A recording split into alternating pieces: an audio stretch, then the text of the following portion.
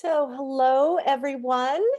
6 o'clock, and I think we'll get started for this evening. Thank you all for joining us. I see we have a really nice um, number of participants this evening for our Friday evening lecture, which is still being held virtually, but hopefully we'll all be back at the museum together soon in the auditorium. I'm Jennifer Kassler Price, curator of Asian, African, and Ancient American art here at the Kimball Art Museum.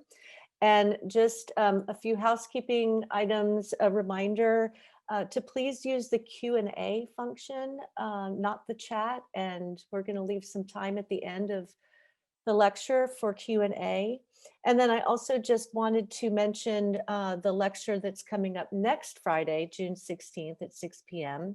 Emma Stein from the Freer Sackler in Washington, D.C. will present a lecture on Walking with the Gods, Chola bronzes, and Cambodian sculpture in context.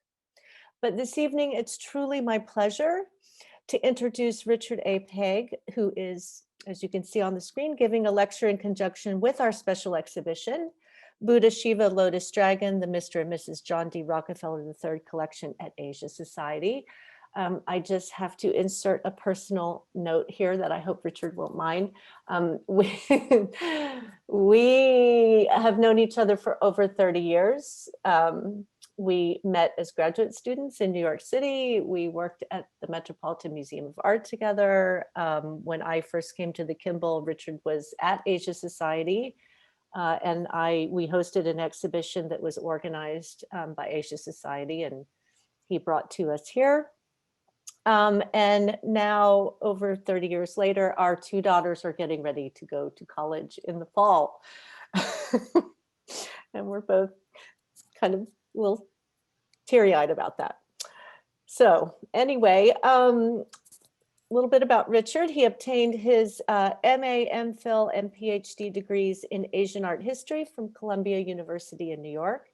His BA and MA degrees in Chinese and Japanese language and literature from George Washington University. For more than 40 years, he has practiced Chinese and Japanese martial arts, and in the year 2000, became a master of Yang, Wu, Chen styles of Tai Chi Chuan, long, short, and weapon forms. So you won't be surprised to know that among his many publications, he has authored a book on Chinese swords and ancient tradition and modern training.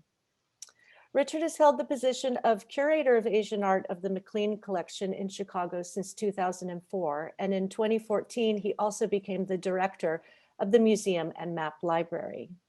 So for those of you who may not be familiar with the MacLean Collection, because it is a private collection, it's a collection, it's made up of many components, but the collection of Asian art consists of more than 5,000 pottery, bronze, and stone objects, primarily from China and Southeast Asia, ranging in date from the Neolithic period to the present. And then the MacLean collection of maps consists of more than 35,000 maps that include a broad range of media and formats covering all parts of the world and dating from the 15th century to the present. It's truly one of the preeminent map collections in the world. Prior to his appointment at the MacLean Collection, Richard has been curator of education and managing editor at the Japan Society in New York, a curatorial associate at Asia Society Museum, New York, and was a gallery lecturer and research assistant at the Metropolitan Museum of Art in New York. He is the author of several books and exhibition catalogs, and just on the MacLean Collection alone, he's published catalogs on various facets of the collection, including highlights of Asian art, early to medieval Chinese pottery, cartographic traditions in East Asian maps, Tibetan book covers, Chinese ritual bronzes, selections of Southeast Asian art, and a forthcoming publication, The Blue Maps of China. In addition to exhibition catalogs, his 2015 novel, The Chinese Jar, is an art history mystery about an Asian art consultant and martial arts master living in Hong Kong, who must find out about a possibly stolen one-of-a-kind Chinese jar. And also just a few other things from 2010 to 17, Richard served as a board member on the Asian Arts Council of the Art Institute of Chicago, and since 2019 has been a board member for the Leventhal Map and Education Center at the Boston Public Library. In his lecture tonight, The Rockefeller Collection, A Place of Memory, Inspiration, and Explorations, Richard will share some of his personal insights and I believe some interesting stories about this superb collection at Asia Society, where he began his museum career some 30 years ago. I hope you all enjoy the lecture and will also have the opportunity to experience this extraordinary exhibition, which will be on the view at the Kimball through September 5th. So thank you for joining us tonight and welcome, Richard. Well, thank you, Jennifer, and thank you to Catherine Stevens and all the staff at the Kimball for giving me the opportunity to do all of the things that I've sort of put in the title, to reminisce. Now that Jennifer and I are senior curators, I know we still don't think of ourselves as senior curators, but I guess after 30 years, you have to count yourself as a senior curator. And so this has actually been kind of a fun, an interesting opportunity for me to reconsider the Rockefeller collection, the very first collection that I had an opportunity to work with, and at Asia Society Museum, an institution that I sort of, it was working there that I decided on a museum career. And so hopefully I'll be able to convey some of my reminiscing and some of the things that have inspired me in my own research and scholarship up till today. So Jennifer's already sort of given you a little background, a little more specific information. And I put this slide, there's a lot of information on here about my first encounters. So I had worked at the Metropolitan for a year and a half before I started at Asia Society, but beginning in 1990 and for 4 years, I was based at Asia Society, which was in fact a fantastic foundation for me, and as I've said, really inspired me. What's wonderful about the Rockefeller collection, and all of you have the opportunity to enjoy some of it firsthand, is that it's a fairly small collection, about 300 objects plus. But in every example that's in it, it's the very best of a particular time and place. And the opportunity to work with a small collection like that as a young and sort of as a young scholar was really spectacular.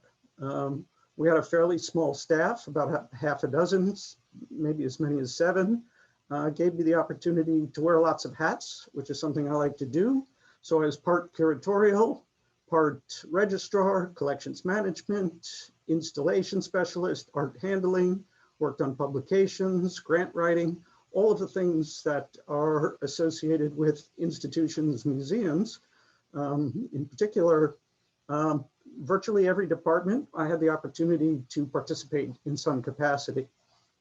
So the other thing was the exposure to the different arts of the world. And I list the number of exhibitions that I worked on starting in 1991, just to give you a sense of the broad range of what I got exposed to.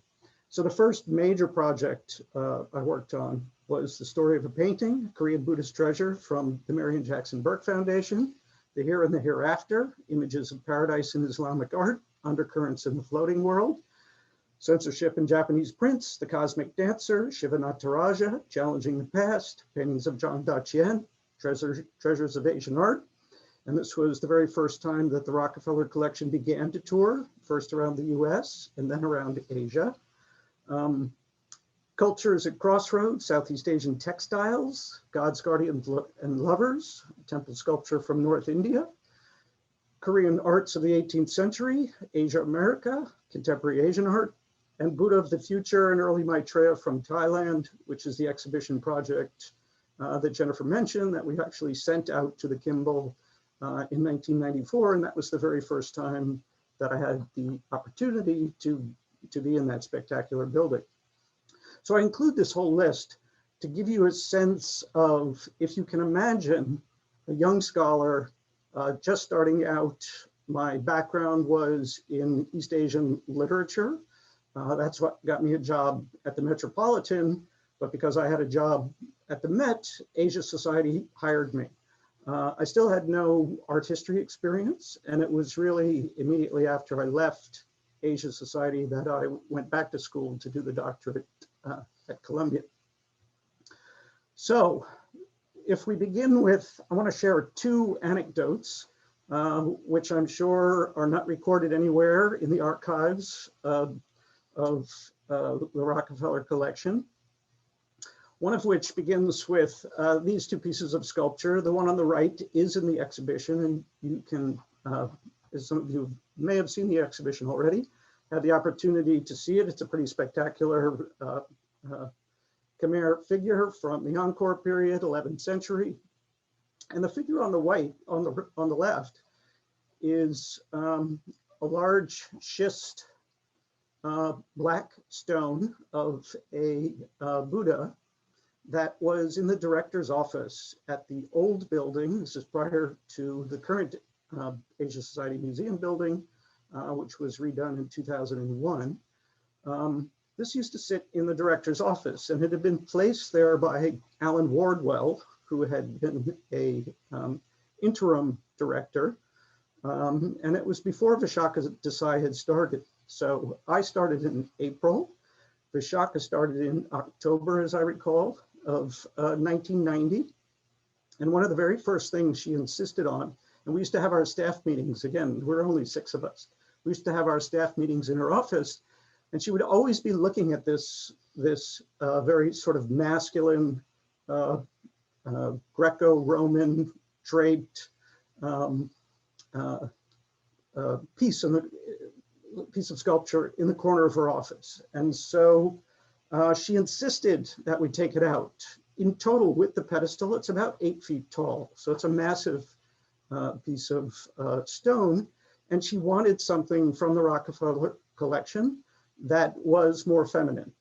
And so for sure, she made a really good choice, a spectacular, beautifully carved and articulated figure. But this is really one of the very first memories of my time there. I just started out. It's the first time for large pieces of stone like this, we would outsource moving them. Marshall Fine Arts, which is still in existence in New York, fine art packers, creators, and art handlers came in and moved these pieces. So the one on the left went into storage, and this beautiful figure on the right went into Vishaka's office and was there certainly for the next 10 years, as I recall. So the next early story I'd like to share was soon after I started, a new curator was hired, and that was Denise Leidy. And she began to research the collection for a collections catalog. And one of the pieces that was constantly sort of vexing her was this particular dish. It's a fairly large gilded bronze charger that was the issue for her. And what was complicated for her was what you're looking at on the left is the view looking at the inside of the charger, and the view on the right is looking at the bottom of the charger. And so the iconography of this quatrefoil in the center on the left side is an Eastern Han design. The dragon on the right is a Western Han design. And so she couldn't reconcile historically these 2 designs from 2 different periods, roughly 2, possibly 300 years apart chronologically, on the same object. And so there was much consulting, and what was determined was that we should do some scientific testing. Really, 30 years ago, the only place to do scientific testing on early Chinese bronzes was the Freer Gallery, part of the Smithsonian Institution in Washington, D.C. So the other object that she had question about is this beautiful silver Tang Dynasty bowl. They are extremely rare. Some of you who follow the markets, one of the auctions last fall had one of these, and it went for a lot of money. Silver, Tang silver is extremely rare.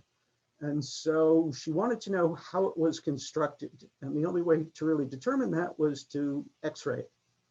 So the small stem cup, which she also wanted to know how it was put together, the bowl in the center, and the large pan, we built a special crate, packed it up.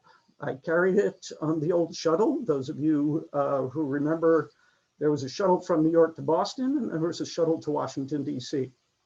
Carried my little crate on board, brought it down to the Freer, met with Tom Chase, who was the head of bronze conservation, who was very excited about this project. And so we immediately began with the silver dish, and we X-rayed it, and we found out how it was put together. And then we X-rayed the large dish, the gilded dish. And then we did something that was sort of revolutionary at the time. It's fairly common practice now, but to do X-ray fluorescence, often referred to as XRF. And this is a process where a beam is shot at the surface, and what's reflected is the chemical composition of the surface. And so this can give you an interesting piece of information about, for example, a bronze is an alloy, so it'll tell you percentages of copper, tin, zinc, etc. And in the case of gilding, different kinds of gilding were available at different times. We have mercury gilding, for example, and so if it was mercury gilded, traces of mercury would emerge along with the spectrum for gold and the bronze, if the gilding is thin enough. So we did all of that testing, and Tom got very excited. And he said, wait here for a minute. A minute was like 15 or 20 minutes later, and he came up with a cart. And on his cart, so here's the Rockefeller example, was this Hu-shaped jar and this Jia-shaped wine vessel. And if you look, even with these three images, the patina and the gilding and the coloration are very similar. And so the reason that Tom was so excited was they had these two examples in their collection. He said, that's the good news. The bad news is that these were made in 1910 in Suzhou by a fellow named Zhou Meike. And so the bad news is it's not in fact Han Dynasty, and this resolves the question. And so as a result, this wasn't published in the collection's catalog. It is available online, so you can see it. But the testing was very conclusive, and it turns out that there's quite a group. I haven't checked up on this particular forger since that time, but I'm quite sure that other examples exist in the world. So as a young curator, I had the opportunity to learn about the science involved that can be brought to the study of early bronzes. So we fade for 20 years to the current job that I have now. And in 2011, we did bronze testing on over 200 of the bronzes in our collection. We've got about 500 total, but there was a number of things. We had just done a book on our Chinese ritual bronzes. And so we wanted to do some research on the bronzes of the southwestern traditions of the Yunnan, Guangxi area, and then northern Vietnam, the Dong Son region. All of these bronze cultures were sort of simultaneous and regionally had differences. And so I hired Tom Chase, who had just retired, same person. He remembered me from 20 years earlier, working at Asia Society. and an independent scientist named Mark Rasmussen, who's also done some work 10, 15 years ago at the Kimball. And so we laid out all of these examples. We actually converted our large gallery into a space for XRF, and you're looking at a portable XRF, which 20 years earlier didn't exist. Microscopy, so looking at upwards of 50 to 100 times magnification. We also did surface analysis, and other tests were done in other spaces. We did blue light testing, X-ray photography, all of these things were done. And the image you see on the left, that's me. On the far left, that's Nancy Tingley, who is a specialist of Vietnamese art and who was consulting and was a co-author for the research that we published related to the scientific analysis that we did on these materials. The next person over is Mark Rasmussen. And this figure to the right is Barry MacLean, who's in manufacturing and making parts using metals and alloys is something he does all the time. So it's not surprising that he collected ancient Chinese bronzes, but he was so excited by the scientific analysis that he came at least once a day for the month that both Tom and Mark were there. I give you just a chart of the kinds of information the kinds of results that we got for these different kinds of bronzes, copper, zinc, lead, tin, etc. Just as a kind of sample as the kind of information that can be brought using scientific analysis. So the next section of this talk, I'd like to focus on the objects in the collection, the Rockefeller collection, that specifically inspired me to do research in a couple of different fields. The first one is this fantastic dish, which is dated to the Chengde period, the Xuande period, and depicts a fairly common theme in the Ming Dynasty, started in the Yongle period, of the three friends of winter. We see pine, we see the flowering plum, and the bamboo theme. This was also the first time that I came to understand that the first rain dates that were placed on Chinese ceramics were during the Xuande period and were on the side of the bowl for that 10-year rain. It's after that that they begin to put them inside of the footprint. So the Rockefeller collection also has this fantastic large jar, which has a primary theme of the three friends of winter on it, in addition to a number of different flowering plants. But these two objects got me interested in the theme of the three friends of winter. And so 2005, a year after I had left, I had just started grad school, I published an article about it. And so here in the ceramic section, I talk about the Rockefeller jar and the Rockefeller bowl here. Here's another little Yongle period bowl from Philadelphia. And this large jar, some of you may recognize, is in the San Antonio Museum of Art.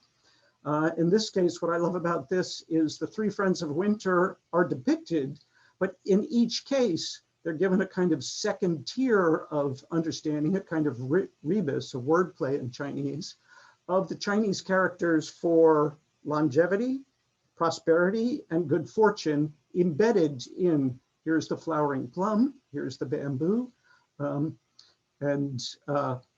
sorry, this is the pine, here's the flowering plum, and the bamboo. So here was an example of some objects that I saw early on that sort of inspired me to pursue the three friends of winter. It also gave me the opportunity to find these three, what I refer to as chocolate lacquer. These are only made for a very short time in the middle of the 15th century in 1449. The emperor is taken prisoner, he's kidnapped. And so all of the ateliers making lacquer in the capital are shut down. And this sort of brownish chocolate lacquer is made in Yunnan province.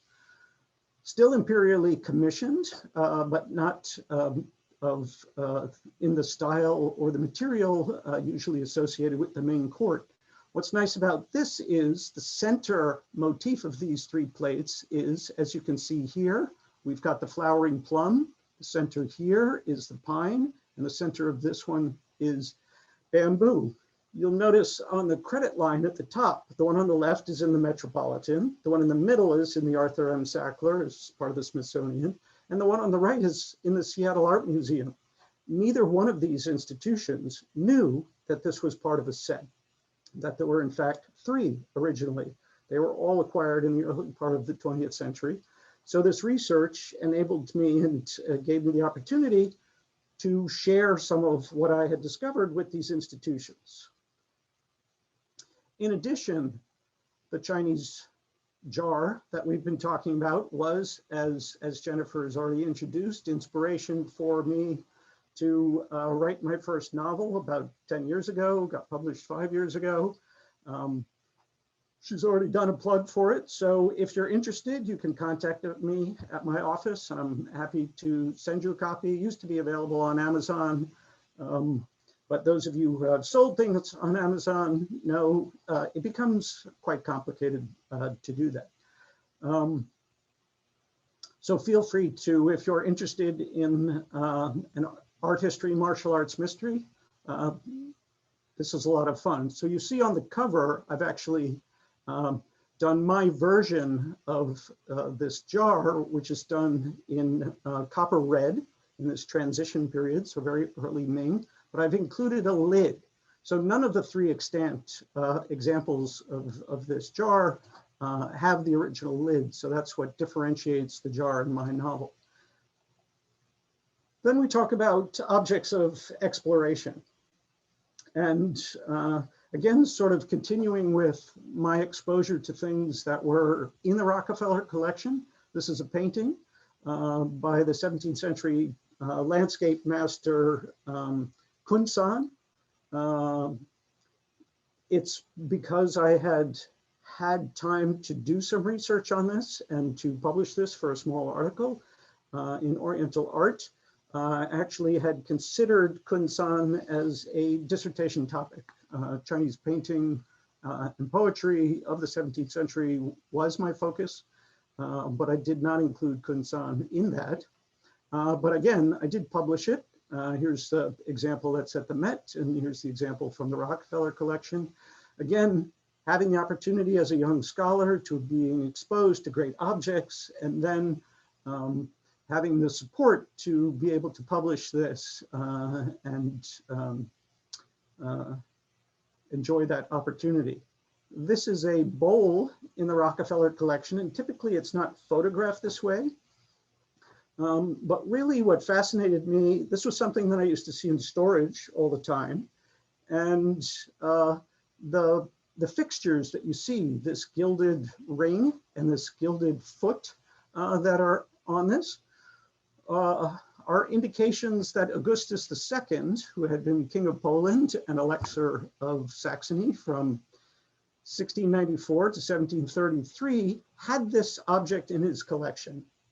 And so for me, what I found really fascinating was here you had a Japanese-made object of the late 17th century that somehow made it to the court, or one of the courts in Europe, that the process of how these objects move, how these maritime or land trade routes were connected, was a very kind of early seed for me, and sort of inspired some research that I've done over the last 4 years about, for example, the Red Seal system, which was in place from 1600 to 1634 in Japan. The Tokugawa government had just taken over, begun the Edo period, the Tokugawa period, and the government was actually running international maritime trade at the time. In order for any foreign nation to trade in Japan, whether it be Sakai, Hirado, Nagasaki, you needed a certificate, a license with a large red seal on it. This is an example that's in the Hague, in the National Archive in the Netherlands. What's wonderful about their particular example is it has the original silk wrapper and this fantastic gilded lacquer box with the Tokugawa Mon on the exterior. This got me thinking about the mapping. I now run a map library, and so I'm very conscious about maps and integrating them into discussions of trade and trade routes. What you're looking at on the right is a map showing you all of these routes in red are the routes that for those 35 years were taken by the Red Seal ships. And so, for example, they went from Nagasaki to Batavia, where the Dutch East India Company was founded. They went to Manila, where the Spanish galleons came. They were in Fuzhou, Guangzhou, all of the coast of Vietnam, around to Thailand, the whole Malay Peninsula, parts and other parts of Southeast Asia. In my research, looking into that, I actually found a pair of screens that are in the Philadelphia Museum of Art of these Red Seal ships under sail. These were acquired by Philadelphia, or they came to Philadelphia by a merchant doing business in Japan in the 1890s. They have never been published. They are in fact online. And so when I did a search for Red Seal ships, one of these ships came up. They're cataloged because they actually were given to the collector's two daughters, and with each of their estates, one in the 1930s, the other in the 1950s, they were accessioned by Philadelphia. And so they're not actually cataloged together. I contacted Felice Fisher, who is the longtime curator there, and said, you know, could I come and see these? At the time, I asked her, you know, who was the last person to come and look at these? And she said someone in 1989 came, and he was looking for non-bond screens. And because these are technically not Portuguese screens, the typical non-bond style screen ship, they're Red Seal ships. And so he didn't publish them. So I asked her if it would be okay if I published them, and I wrote an article about this. The most important discovery, of course, was that you'll notice these flags here look like generic Japanese flags. In fact, they are based on, and both of these ships are based on emma, which are these votive tablets that were made and are stored in Kyoto today. A tablet was made every time a Red Seal ship went out on a mission. A tablet was written. It was an offering was made at the temple for safe passage. And so the Kiyomizu still has these. The Suiyoshi family, there's a number of the Suiyoshi families. And so one of these emma actually has the Suiyoshi name written on it. And so I was actually able to identify what family had sponsored these screens from the 1630s. Suiyoshi family members were so excited. They had no idea that these screens even existed, let alone that they had been made after the emma of their family. Suiyoshi family were major Red Seal participants, and the family still continues today in maritime trade. So the kinds of things that were moved, again, this is what really goes back to that, the example of the Japanese emaryware dish was, and the narratives that were created. This is a fantastic object that's commissioned in Amsterdam. A letter will travel to Batavia, and then once a year when the Dutch ships go from Batavia to Nagasaki, the order was put in for 9 porcelain jars to be made. These then return to Batavia. A hardwood box that you see, beautiful hardwood box, is made. The fittings that you see, the lids, the lock, the handles, the corners, all these silver fittings were put on in Tonkin, which is a port city in northern Vietnam. They were all filled with spice oils from the Moluccas and from Sri Lanka, Ceylon. And then all of this packaged together and sent back to Amsterdam. So you have in Amsterdam this object that has a narrative that has participants from at least 5 different parts of Asia, and would probably have taken 2 to 3 years from the original request to the fabrication and return of an object like this. And I include another really fantastic example. This one is in Singapore, same kind of situation, but in this case, these are Gujarat, so from India, gilded glass bottles with the same kind of hardwood box and silver fittings made. So these were the kinds of narratives that working with the Rockefeller Collection has sort of teased out. I give you just sort of a quick list of the 4 publications that I've written in regard to this idea of maritime trade and the movement of objects from East Asia to Europe. So you've got kind of an overview of what my experience was like when I was working with the Rockefeller Collection. And how did that prepare me for my current job that I've been here now for 17 years? The MacLean Collection, located just north of Chicago, is actually 2 separate buildings, an Asian art building, dedicated Asian art building that was constructed and completed in 2003.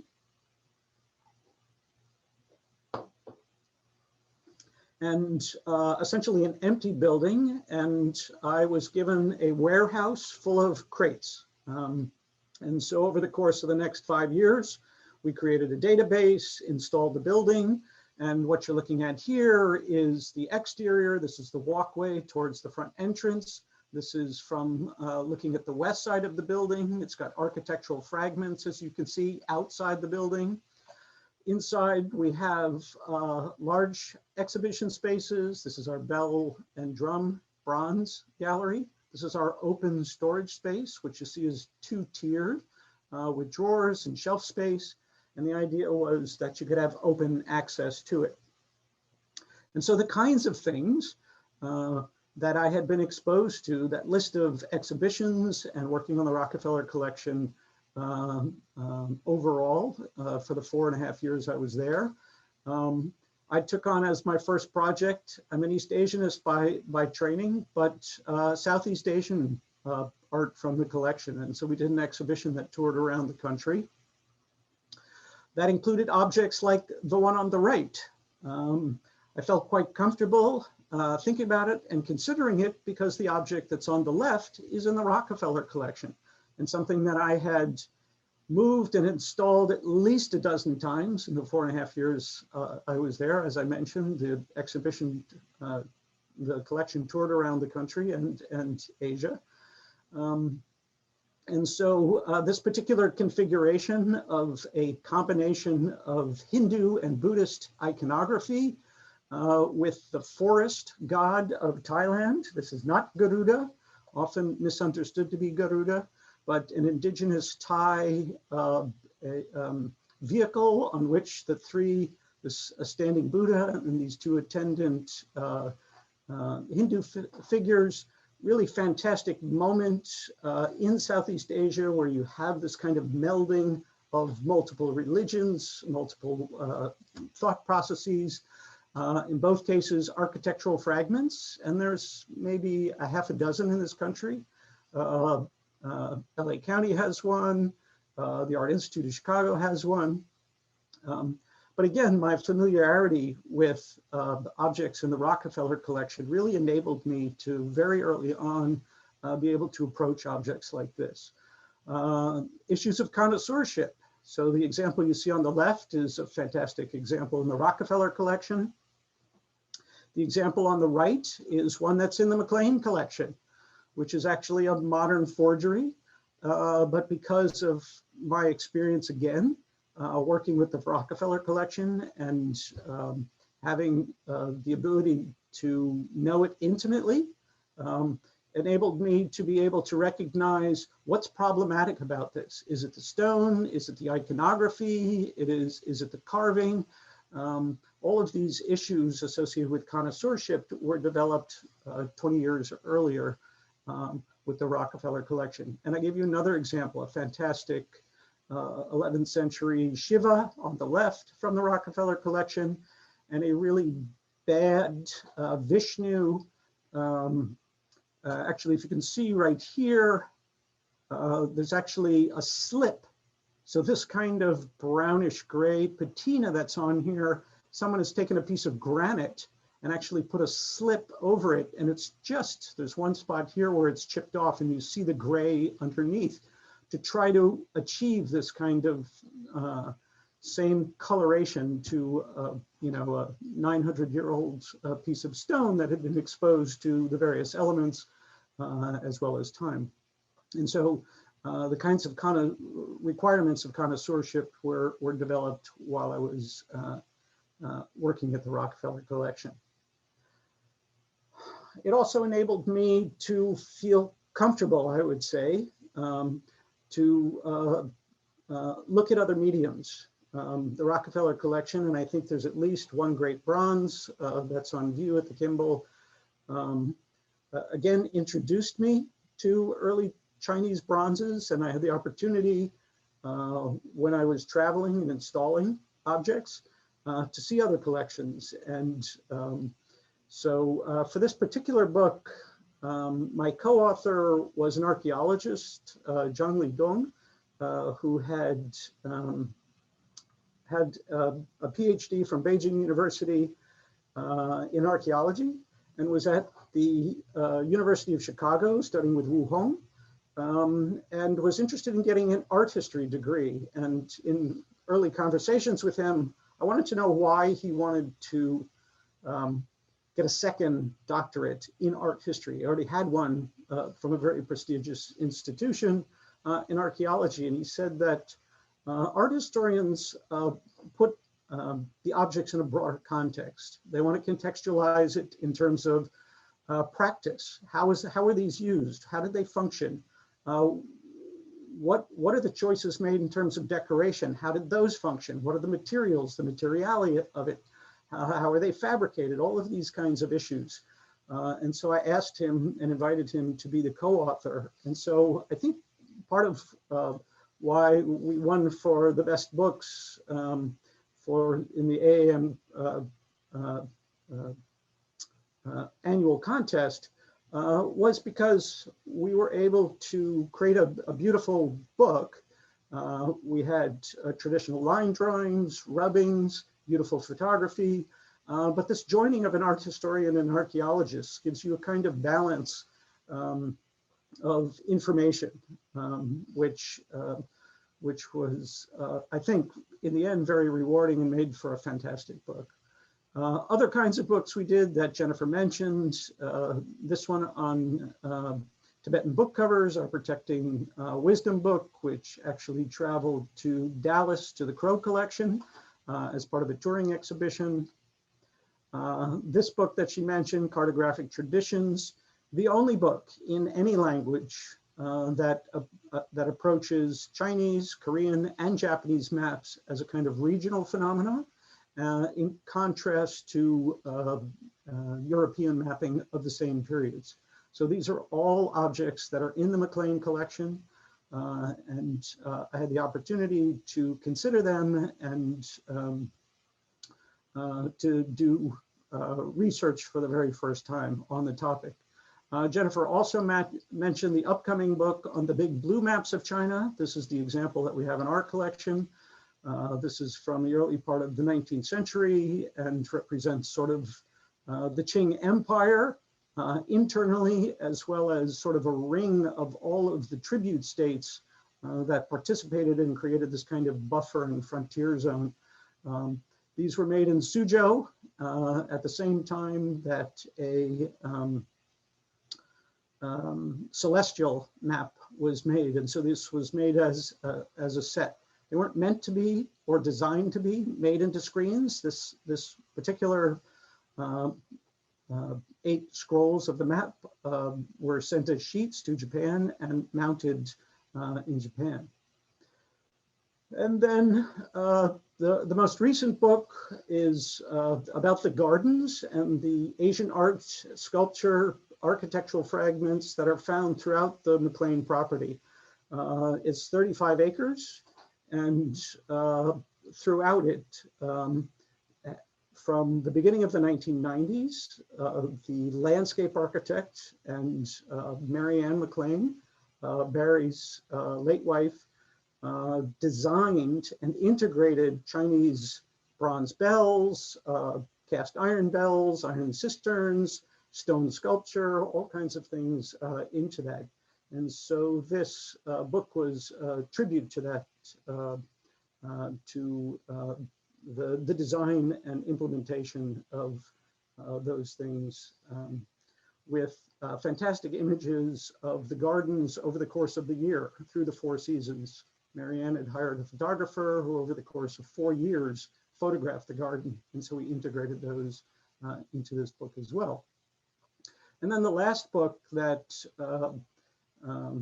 or the next book to be published is this book. This is the cover for it, Early to Medieval Chinese Pottery. This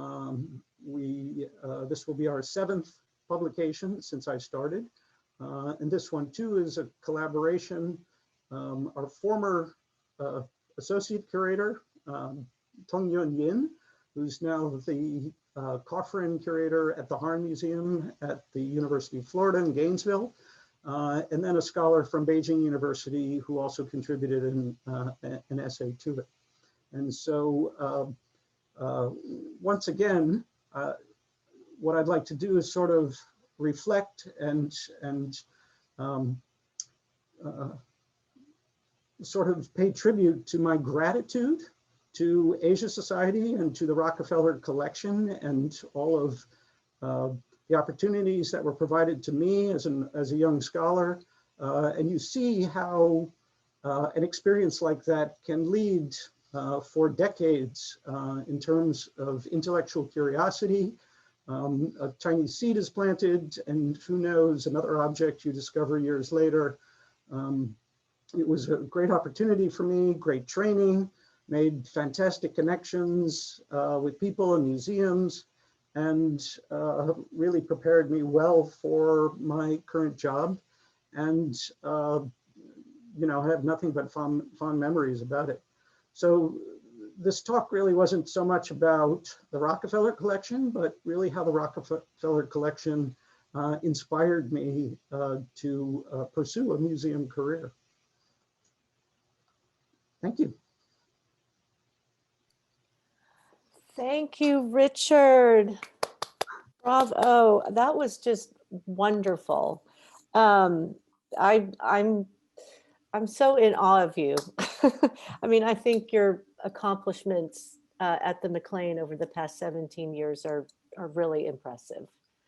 And it was really fascinating to hear you today talk about, you know, the experiences that you had at at Asia Society with the Rockefeller Collection, and how that's kind of carried you through to today and the work that you've done. So I really enjoyed that immensely.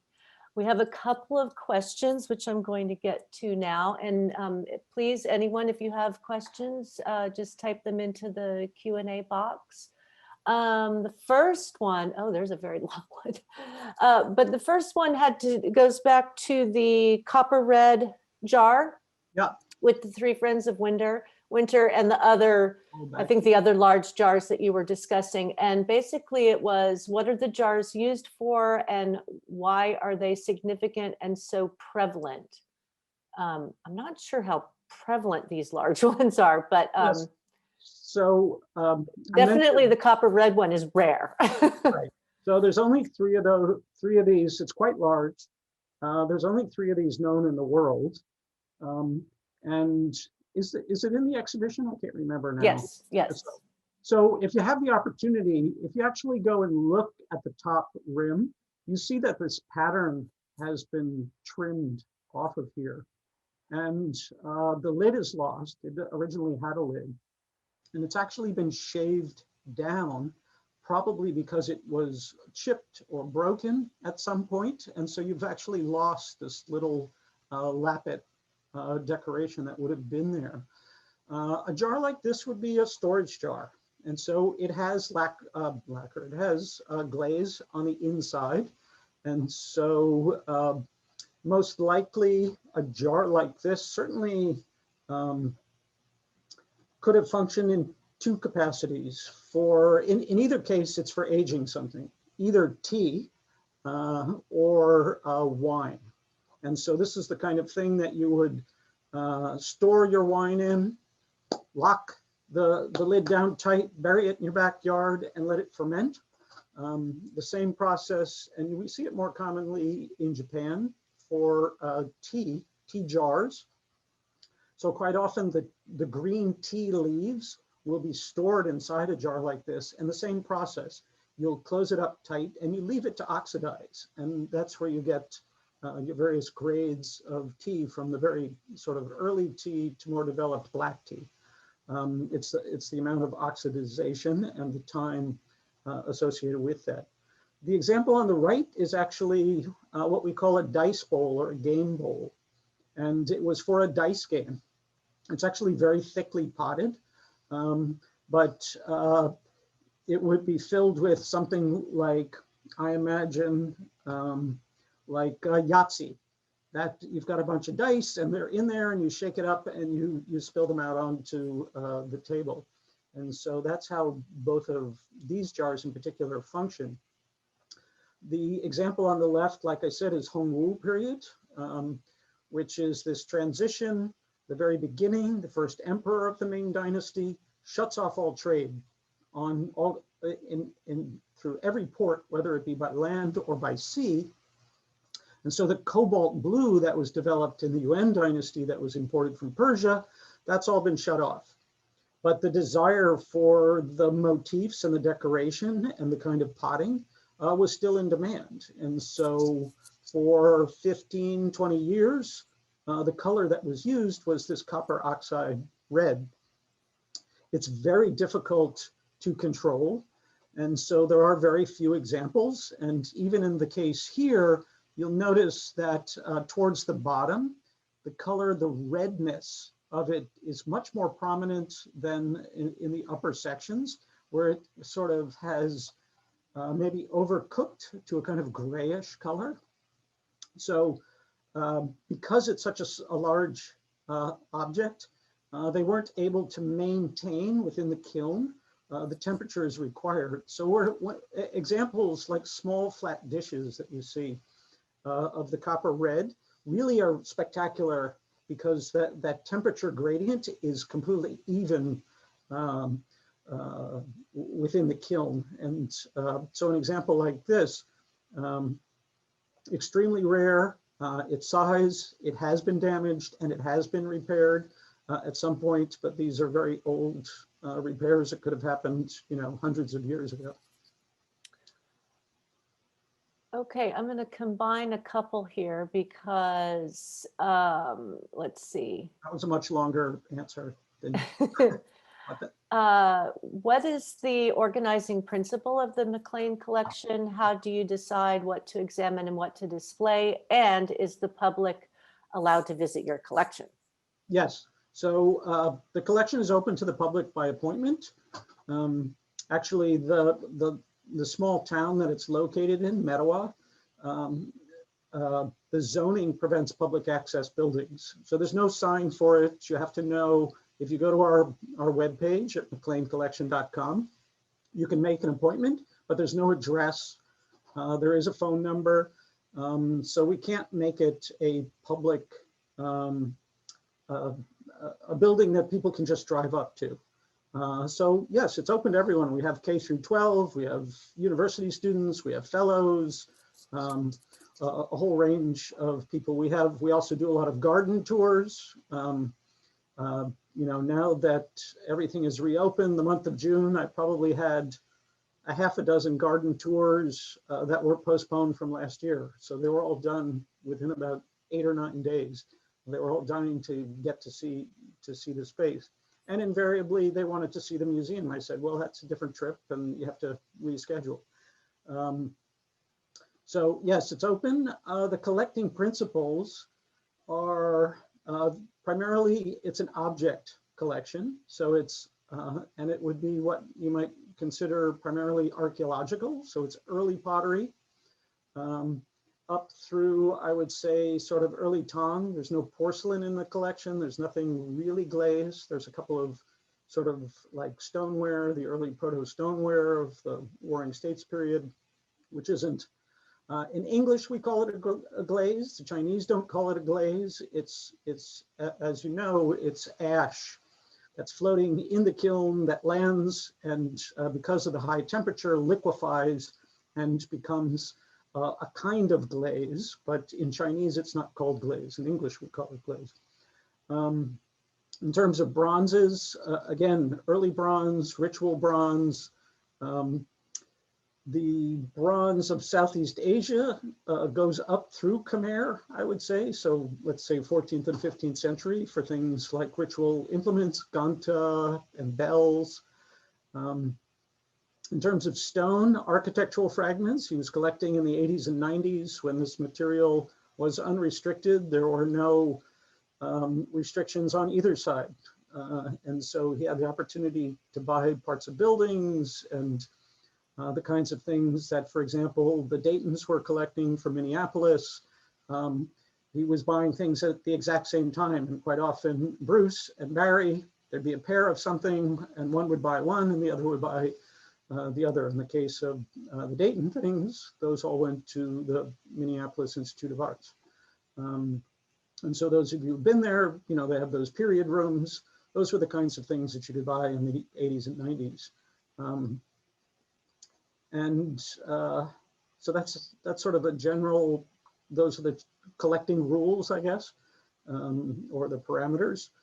There's very little two-dimensional, but I think Barry more than makes up for that in the map. With the maps.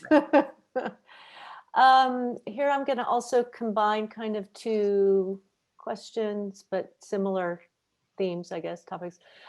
Is there any evidence of early forging in context to red sealing?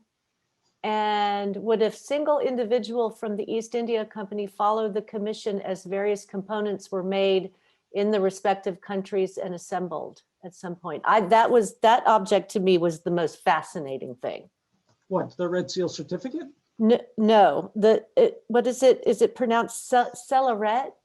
The cellaret for us. Oh my gosh, what a fantastic I mean, object. that thing that rocks my world. It is, you know, if you want a single object to talk about maritime trade in the Pacific, yeah, that's sort of my go-to every time. It hits all the notes. Right, it checks every box.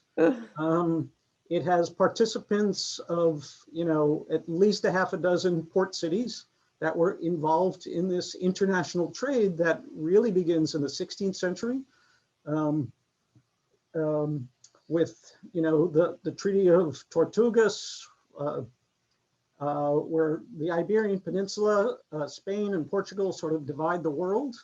The Portuguese went around Africa through India and Southeast Asia, the Spanish going around the Americas and then to Manila, creating New Spain, etc.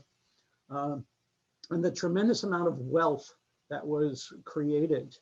You know, when the Chinese government shifts from a rice-based tax system to a silver-based tax system, most of early on, all that silver came from Japan.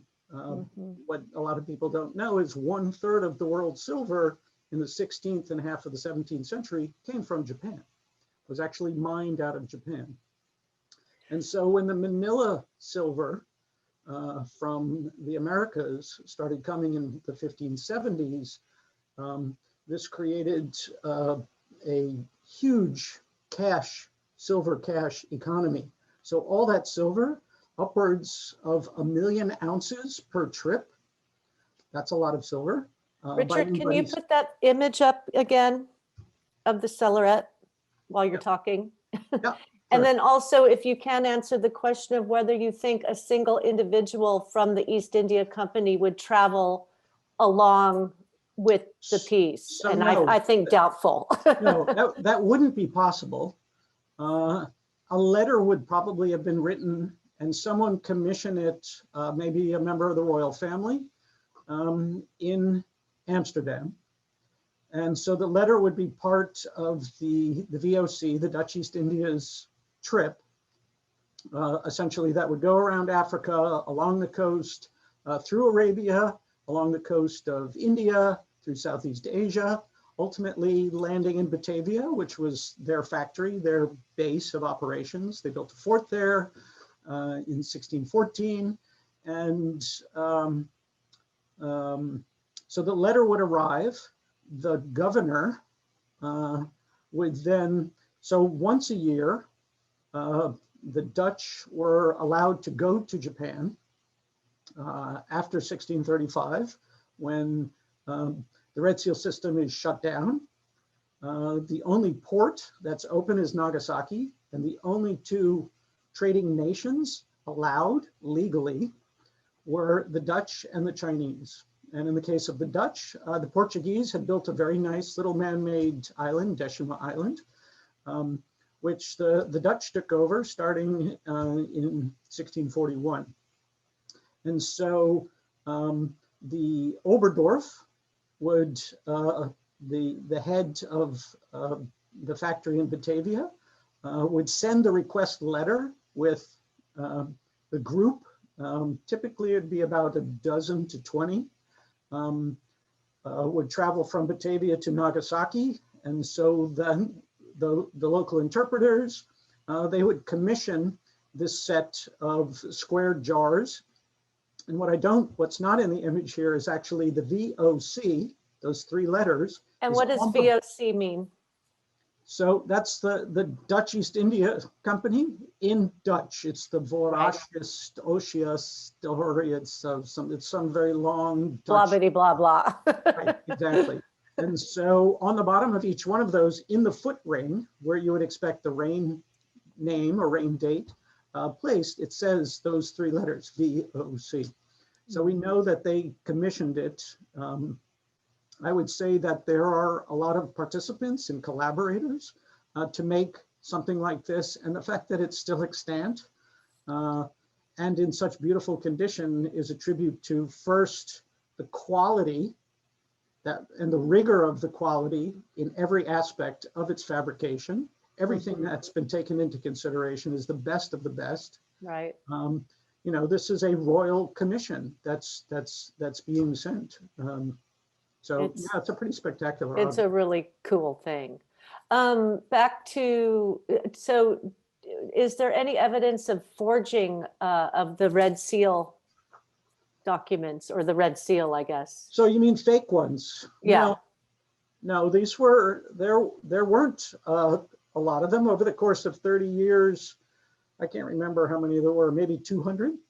And the Red Seal certificate, so I use this kind of nomenclature of a Red Seal ship. The ship isn't assigned it. It's assigned to a ship's captain. So whatever ship is being sailed, if you carry that certificate, whether it's a Chinese ship or a Dutch ship or a Portuguese ship, that's a Red Seal ship, technically.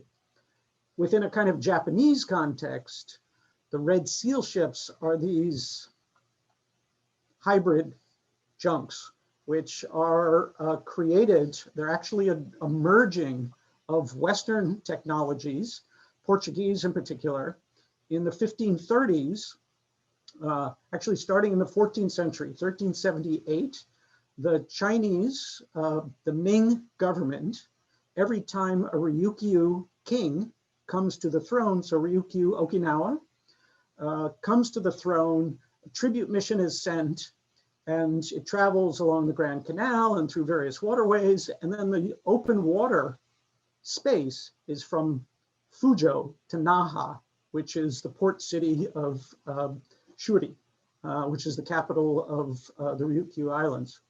And so the ambassador in the 1530s commissions a ship. He brings in Portuguese shipwrights from Canton, and they make a hybrid ship. And what about this is hybrid? So you have traditional Chinese bamboo sails that fold up, and on top are these topsails that are square rigged or lateen rigged at a sort of trapezoidal shape. This flying jib off the front, these are all sails that are Portuguese in design. You have cannons added, and that's what these port holes are on the side.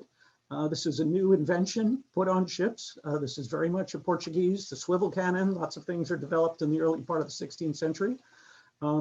This kind of, in this case, it's very stylized to look like the deck is all one level, but the stern section is very high.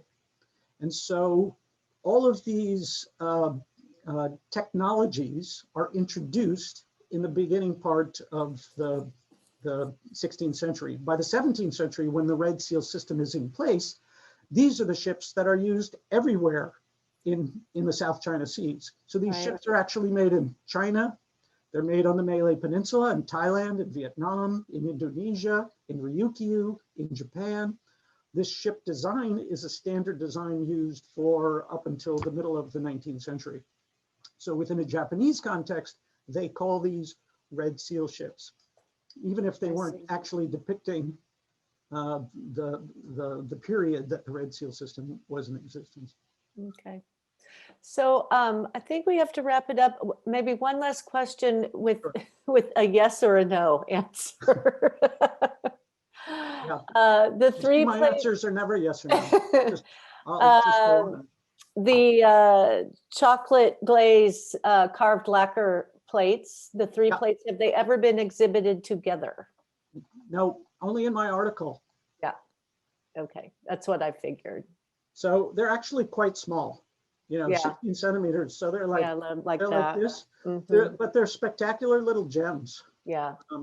No, the carving on these things is just incredible. And well, if you know about how you make lacquer and carve lacquer, it's very labor intensive and takes a long time because it takes years just to make the blank before you even start to carve it. Yeah. Well, thank you so much to our audience for joining us this evening. Thank you, Richard. I have to tell you that you have a shout out from a Lily Pegg. Woo, go Dad, amazing lecture. Oh, great. So that's very sweet. Hi, Lily. But thank you again. That was wonderful. I was supposed to come visit you in January of 2020, and that didn't happen. And so I'm going to have to make another pilgrimage. And I'm really hoping to get you back here physically. I would love to have you come speak about maps sometime. And I think there'd be a lot of people really interested in that. So thank you again. It was great to see you. Hope to see you in person very soon. Thank you for the opportunity. Absolutely. And thanks, everyone. Have a great Friday and a wonderful weekend. And please come and see the show. It's really an amazing opportunity to see this world-class masterpiece, best of the best collection, which, you normally have to go to New York to see, and it's not always all out on view. And so you can see it here at the Kimball Art Museum. So thanks, everyone, and good night.